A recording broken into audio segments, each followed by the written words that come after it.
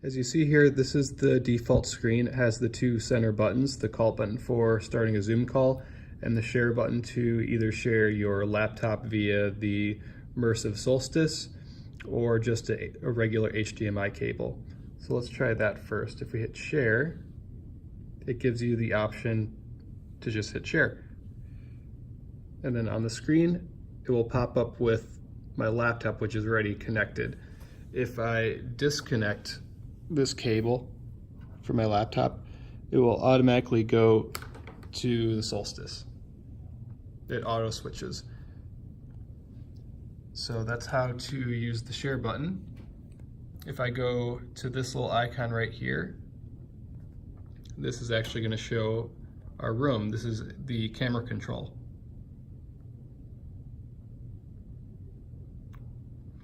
This speaker track button, it will automatically focus in on the person talking.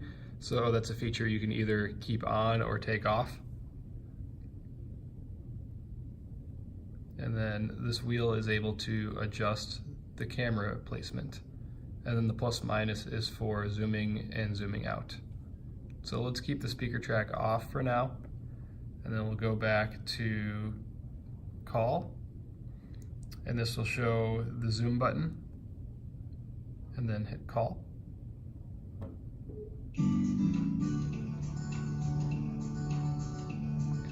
Welcome to Zoom. Please press pound, then enter your meeting ID, followed by the pound sign again. So when you start a Zoom call, it will ask you, do you want to share content? And you can do it two different ways. You can share content in the call, or you can share content so only the people in this room can see and no one else on the Zoom can see it. So if I go back and I'll hit local preview. So now we can see this in the room, but the people on the call can't see this Pikes Peak solstice. So now if I go back to here and I hit keypad, I will put in my number. 2 0 3 9 2 3. Okay. You are in the Zoom meeting now. All the other buttons, the add button, the hold button, and the transfer, we don't really use them. So basically the only thing they have to remember is the share button and the keypad to actually dial in the number. And always use the hashtag or the pound after you put in the number.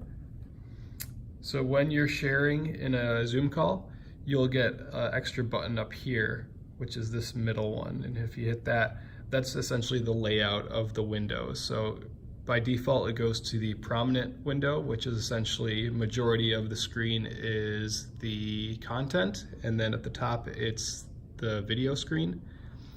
You can actually make it so you just see the content, like so. You can do overlay, which,